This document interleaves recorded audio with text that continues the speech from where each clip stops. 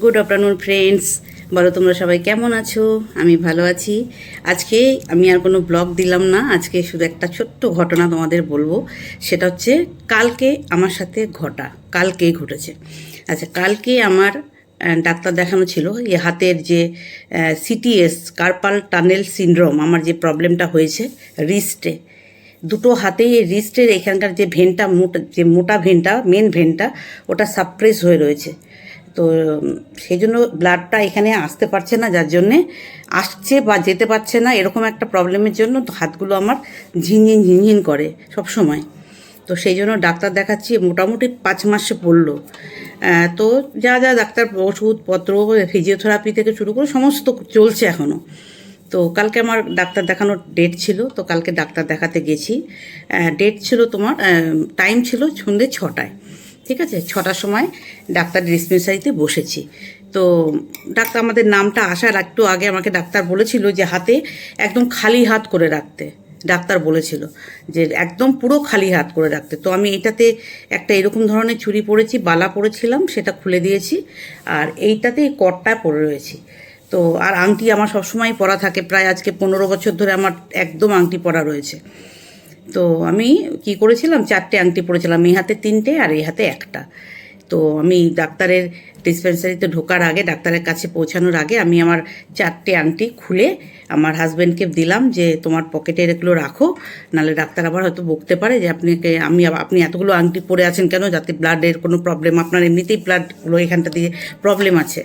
তো আমি সেই জন্য আংটিগুলো খুলে আমার হাজব্যান্ডকে রাখতে দিলাম। ও প্যান্টের পকেটে রেখে দিয়েছে, ডান সাইডের, মানে রাইট সাইডের পকেটে রেখে দিয়েছে। আচ্ছা, ডাক্তার দেখিয়ে বাড়িতে এসছি। বাড়িতে আসার পর আমি ওকে বললাম যে আমার আংটিগুলো দাও এবার। ও পকেট থেকে বললো দাও দিচ্ছি। পকেট থেকে বার করে আমাকে 3টে আংটি দিচ্ছে। বলছি আমি যে 4টে দিলাম তো তোমাকে, তুমি তো গুনে নিলে 4টে, আর একটা আংটি দাও। দিয়ে বলছে বলছে মা 3টে তো, খুঁজে খুঁজে মানে হন্যে হয়ে গেছি। সেই ভারী খাট, তাকে তুলে প্যান্টটা একবার ঝেড়ে তারপরে ও রাখে সব সময়। তারপরে ঝাড়তে গিয়ে কি পড়ে গেল নাকি, আংটি আর পাই না। কোন আংটিটা যেন, এইটা আংটিটা পাই না। কোনো কেউ মানে চিন্তা করতে পারবেন না যে কী খুঁজেছি। ছেলেকে ডাকলাম, ছোট ছেলেকে, ওপরে ছিল, বললাম খাটটা তোল। বাবা বলছে খাটটা তুলতে, বাবা ভাবছে বোধহয় খাটের তলায় পড়ে গেছে, আর ঝাড়তে গিয়ে হয়তো পড়ে গেছে। পাইনি। আর আমি তো খুব একটু মন খারাপ, কান্নাকাটি করছি যে আমার এই বাজারে এই পান্নাটার দামই কত, তারপরে তো সোনা আছে। তো তুমি হারিয়ে দিলে। আমার কাছে সত্যি কথা বলতে বন্ধুরা, আমার কাছে কোনো দিন আজ পর্যন্ত এক কুচিও সোনাও হারায়নি, আজ পর্যন্ত একটা কুচি সোনাও হারায়নি। তো তুমি এই এতদিন এসে আজকে আমার এই আংটিটা তুমি হারিয়ে দিলে। বলো আমি কি হারিয়েছি? আমি তো বলছি আমার পকেটে রাখা ছিল।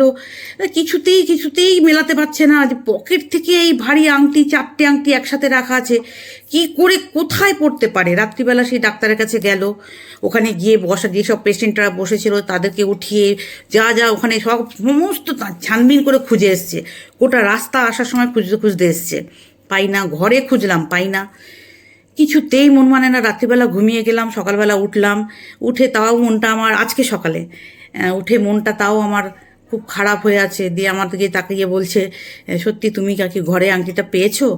তুমি আমাকে বলছো না, মজা করছো? আমি না গো, আমি কেন পাবো? তুমি পেয়েছো? আমি আবারও জিজ্ঞেস করলাম তুমি কি পেয়েছো? তুমি কি আমাকে মস্করা করছো যে না পেয়েছি, আমাকে একটু চিন্তা করাবে? এই নিয়ে দুজনকে বলছি, ও বলছে আমাকে, আমি বলছি ওকে।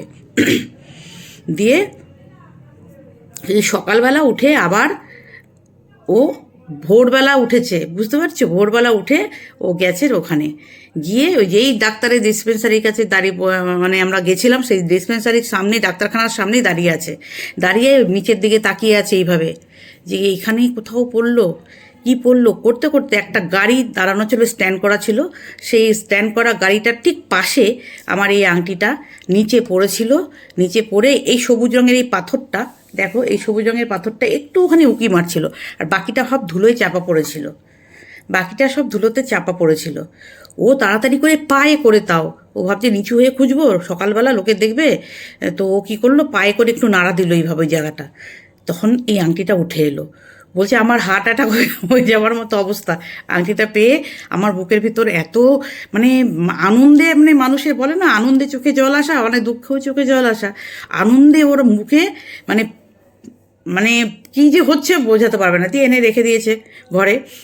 আমি ওঠার পর অনেক ভোরবেলা গেছে, আমি ওঠার পর আমাকে এরকম এরকম বলছে যে তুমি কি পেয়েছো? আমি বলছি না আমি পাইনি। আমি কেন পাবো, তুমি কি পেয়েছো?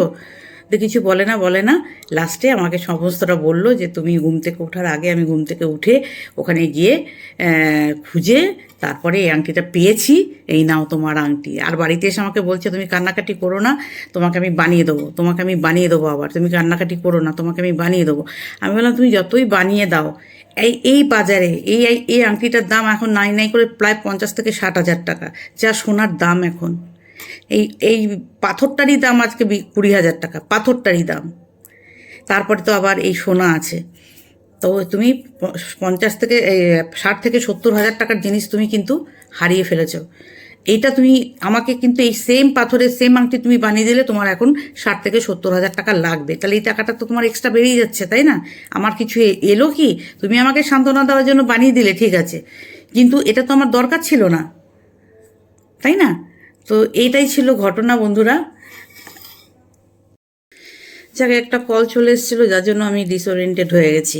তো যাই হোক, আলটিমেট আংটিটা পাওয়া গেছে। কপাল ভালো, ভাগ্য ভালো, ভগবানের কৃপা, ভগবানের আশীর্বাদ, এগুলো সবই হয়তো আছে মাথার ওপর। আমার কান্না হয়তো ভগবান দেখেছে, শুনেছে, যার জন্য সেই আংটিটা এখন আবার শোধন করাতে হবে। এটাকে ঠাকুরের কাছে নিয়ে গিয়ে শোধন করাবো, তারপরে আবার ভালোভাবে পরবো। জাস্ট এটা তোমাদের ভিডিওটা করব, তোমাদের জানাবো, সেই জন্য আমি আংটিটা আবার পরেছি। তো আংটিটা এমনিতেও ক্ষয়ে গেছে, অনেক বছর ধরে টানা পরে আছি। তো এই সাইডের একদিকে সোনাটা অনেকটা ক্ষয়ে গেছে, 3 দিকটা ধরে আছে, বাট একদিকটা ক্ষয়ে গেছে। এটাকে ভেঙে আবার নতুন করে বানাতে হবে।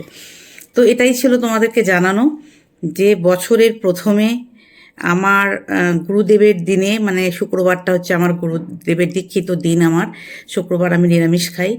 তো খুব মনটা খারাপ করছিল, ঠাকুরকে খুব ডেকেছি, ঠাকুর কি করে হতে পারে, ওকে আমি ভালো করে সেফ রাখার জন্য ওকে দিলাম আমি। ওর কাছ থেকে পকেট থেকে কি করে পড়ে গেল। আচ্ছা, কিভাবে পড়েছি সেটা একটু জানাই। পরে যেটা আমার হাজব্যান্ড বাড়িতে এসে বলছে যে আমি পকেটটায় হাতই দিইনি, আমি ডান দিকের পকেটটায় হাতই দিইনি বলছে কিন্তু বারবার। আমি বলছি তাহলে পকেট থেকে আংটিটা পড়লো কী করে? পকেটটা ছেলেদের প্যান্টের পকেট দেখবে অনেকটা গভীর থাকে। এখনও আমাকে বলছে যে আমার কি জানো কীভাবে পড়েছে, আমি বুঝতে পেরেছি এবার। আমি বলছি কী? গাড়ির চাবিটা ওই পকেটেই রেখেছিল যেখানে আংটিগুলো রাখা হয়েছিল। যখন ডাক্তার দেখিয়ে বাইরে বেরিয়ে আসি, গাড়ির চাবিটা নিয়ে বার করে গাড়িটা স্টার্ট করবে, ওই চাবির সাথেই আংটিটা উঠে এসছে, একটা আংটি উঠে চলে এসছে। আর অথচ বাড়ি এসে বলছে আমি ও পকেটে হাতই দিইনি। তো আমাকে আজকে বাড়িতে এলে আমি বলবো যে তুমি যে বলছিলে আমি পকেটে হাতই দিইনি, তাহলে হাত তো দিয়েছো। আমি তো বারবার বলছি পকেট থেকে কী করে আংটি পড়তে পারে, ওগুলো তলায় পড়ে আছে একদম আংটিগুলো, আর ভারী জিনিস। আর বাড়িতে এসে পড়লে পরে আমি এত বড় জিনিস খাটের তলায় ঢুকে যাবে, আর আংটি পাথরে আটকে যাবে, খাটের তলায় জায়গাই নেই। যেহেতু দিবান খাট একদম ইয়ের সাথে লাগানো, একদম মেঝের সাথে লাগানো খাট, তাহলে ওখানে কি করে ঢুকবে? তবু বলছে না তলায় ঢুকে গেছে। সেই লাইট নিয়ে এই নিয়ে সেই নিয়ে চারিদিকে খোঁজাখুঁজি হয়েছে।